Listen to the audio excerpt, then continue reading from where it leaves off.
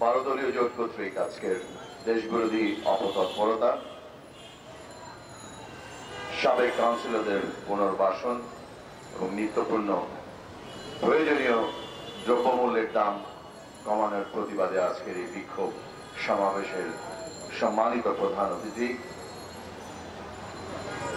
12 দলীয় জোট প্রধান, সাবেক মন্ত্রী, 69-এর গণ আন্দোলনের অন্যতম রূপকার, আপসহীন নেতা, আমাদের অভিভাবক, জাতীয় পার্টির চেয়ারম্যান জনাব মোস্তফা জামাল হায়দার আজকের এই বিক্ষোভ সমাবেশে সভাপতিত্ব করছেন।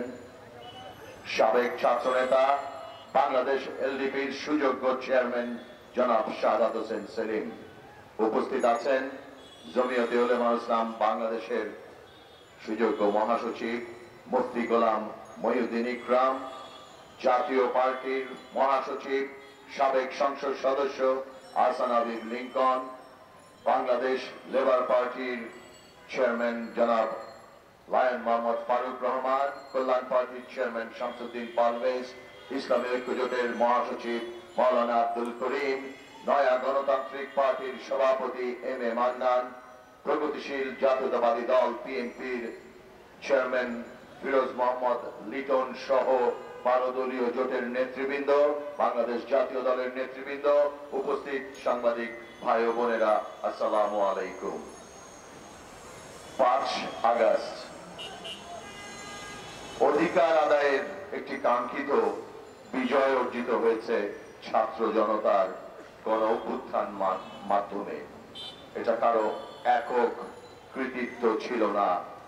বাংলাদেশের মানুষ বিগত 17টি বছর স্বৈরাচারী শেখ হাসিনার অত্যাচারে অতিষ্ঠ হয়ে 5 আগস্ট রাজপথে নেমে তাকে বাংলাদেশ থেকে বিতাড়িত করেছে। আজকে একটি মহল সেই 5 আগস্টের বিজয়কে তাদের বলে দাবি করছে। আমি সেটা কখনোই মেনে নেব না। 17টি বছর বাংলাদেশের রাজনৈতিক দলসমূহ, তাদের কর্মীরা জেল জুলুম, নির্মম নির্যাতনের শিকার হয়েছে এই ফ্যাসিস্ট খুনি হাসিনা সরকারের দ্বারা। বন্ধুরা, আপনারা দেখেছেন এই দেশের হাসিনার প্রেতাত্মারা এখনো বিদ্যমান। দিল্লিতে বসে, কলকাতায় বসে দেশ বিরোধী হেন কোন অপতৎপরতা নাই তারা করছে না। আমাদের সকলকে এ ব্যাপারে সজাগ থাকতে হবে, সতর্ক থাকতে হবে। গত 16ই ডিসেম্বর, 18ই ডিসেম্বর আমরা এই প্রেস ক্লাবে একটি সমাবেশ করেছিলাম। কষ্ট হয় যখন দেখি মিলনায়তনে সেই বিজয়ের দাবিদাররা বড় বড় কথা বলেন। অনেকেই তারা সাবেক কাউন্সিলরদের পুনর্বাসনের দাবিতে গলা ফাটিয়ে চিৎকার করছে। আমি ধিক্কার জানাই, তাদের এত বড় ধৃষ্টতা কোথা থেকে হলো যে 3টি অবৈধ নির্বাচনের মাধ্যমে এই সমস্ত কাউন্সিলর নির্বাচিত হয়েছিল ম্যান্ডেটবিহীন, তাদেরকে পুনর্বাসনের ধৃষ্টতা তারা দেখিয়েছে। তাদের এই ষড়যন্ত্র আমরা সকলেই ঐক্যবদ্ধভাবে রুখে দেব ইনশাআল্লাহ। এই যে বর্তমান সরকার, আজকে আসীন অন্তর্বর্তীকালীন সরকার, এই রাজনৈতিক দল আমরা যারা 15-17টি বছর ধরে হাসিনা বিরোধী আন্দোলন করেছিলাম, তাদের সমর্থনে আপনারা টিকে আছেন, এটা ভুলে যায়েন না। এক উপদেষ্টা বলেন 53 বছরের রাজনীতিবিদরা কি সংস্কার করেছে। আমি তাকে সাবধান করে দিতে চাই, আপনি আপনার বাবাকেও কিন্তু অপমান করেছেন। আপনার বাবা একজন মন্ত্রী ছিলেন, সংসদ সদস্য ছিলেন, রাজনীতিবিদ ছিলেন। আবল তাবল কথা, ক্ষমতা পেয়ে মাথা খারাপ হয়ে যায়, এই সমস্ত কথা আমরা সহ্য করব না। বাংলাদেশে যত উন্নয়ন সব রাজনীতিবিদদের হাতে হয়েছে। শুধু স্বৈরাচার হাসিনা বিরোধী যারা ছিল তারা এই ঢালাও ভাবে রাজনীতিবিদদেরকে এভাবে আপনারা তকমা বা ট্যাগ দিয়েন না। আজকে এবি পার্টিতে সম্পাদক হিসেবে ছিলেন ভাই, বড় বড় কথা বলেন। যে বিএনপি অফিসে আমাদেরকে ডেকে নিয়ে যায়, লিয়াজো কমিটির বৈঠক করে, তারপরে আমরা নির্বাচন দাবি করি। আর তুমি কি করো? আওয়ামী দোসরদের নিয়ে পুনর্বাসনের চেষ্টা করো। দল করবা, দল করার অধিকার বাংলাদেশের সকলেই আছে। সরকারি পৃষ্ঠপোষকতায় সরকারি প্রটোকল নিয়ে যেই দল বাংলাদেশে আত্মপ্রকাশ করবে তাদের কোনো জনভিত্তি থাকবে না। গতকাল সচিবালয়ে আমি বিশ্বাস করি পরিকল্পিতভাবে আগুন লাগিয়েছে। আপনারা দেখেছেন 6 তলা একটি ভবনের একেবারে ডান পাশ এবং বাম পাশের 2টি জায়গায় আগুন লেগেছে। সাধারণত এক জায়গায় আগুন লাগলে আরেক জায়গায় ছড়িয়ে পড়ে। যারা লাগিয়েছে তারা খুব পরিকল্পিতভাবে লাগিয়েছে যেন যেই সমস্ত নথিগুলো তারা ধ্বংস করতে চেয়েছে সেইটা যেন ঠিক মতো হয়। পুরো আগুনটা ছড়িয়ে গেছে। এই ষড়যন্ত্র, এর পেছনে কারা ছিল তাদেরকে চিহ্নিত করতে হবে। সুষ্ঠু একটি তদন্ত কমিটি করতে হবে। আই ওয়াশ করলে হবে না। আপনারা দেখেছেন গতকালেরই আরেকটি রিপোর্ট, এই খুনি Anisul Haque, Salman F Rahman, major general Ziaul হাসানকে অব্যাহতি দেওয়ার চেষ্টা করা হয়েছিল খুনের মামলা থেকে। কার নির্দেশে? ত্রিভুজ প্রেমের নায়িকা সঞ্জিদা, ওই পার্ডেমে জামাই এবং প্রেমিকার মধ্যে মারামারি হয়েছিল, সে এখনো এডিসি হিসেবে বহাল আছে। তার নির্দেশে বরখাস্ত করা হয়েছে সেই তদন্ত কর্মকর্তাকে। সঞ্জিদার তো আমি দেখলাম না বরখাস্ত করা হয়েছে, সাময়িক বরখাস্ত করা হয়েছে। আজকে প্রশাসনের রন্ধে রন্ধে ফ্যাসিস্টের দোসর DC, ADC, UNO, IG, OC যারা আছে তাদেরকে দিয়ে বাংলাদেশে আপনি কোনো সংস্কার করতে পারবেন না। কিছু রাজনীতিবিদ গ্রেফতার করেছেন, একজন ডিসি, ওসি বা ইউনো কি গ্রেফতার হয়েছে?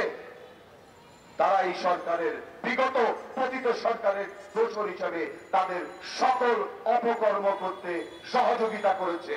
আমরা উদাত্ত কণ্ঠে আহ্বান করব, প্রফেসর ডক্টর মোহাম্মদ ইউনূস, আপনাকে আরো কঠোর হতে হবে।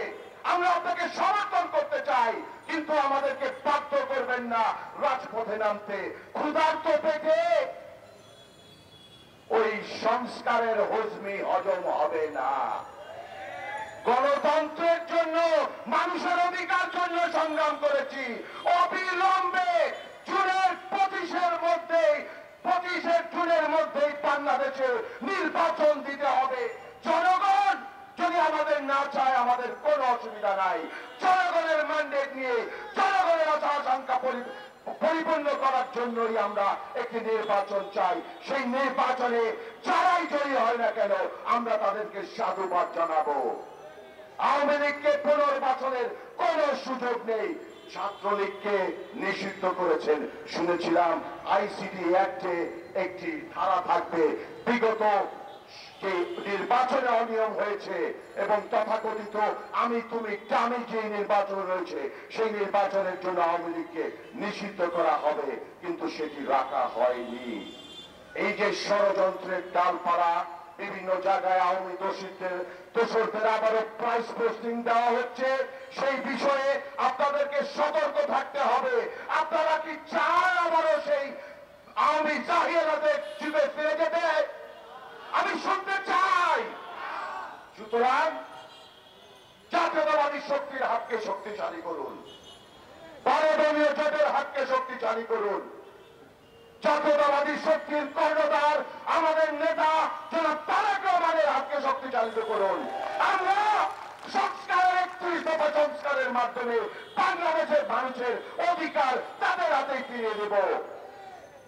আমি পরিশেষে এই সরকারকে একটি বার্তাই দিচ্ছি, আমাদের ধৈর্যের পরীক্ষা নিয়ে না, আমাদেরকে রাজপথে নামতে বাধ্য করবেন না। অতি শীঘ্রই একটি নির্বাচনের রোডম্যাপ ঘোষণা করুন। বাংলাদেশের মানুষ তার ভোটের অধিকার, ভোট দেওয়ার জন্য উন্মুখ হয়ে আছে। মানে মানে বিদায় নেবেন, যৌক্তিক সংস্কারগুলো করুন।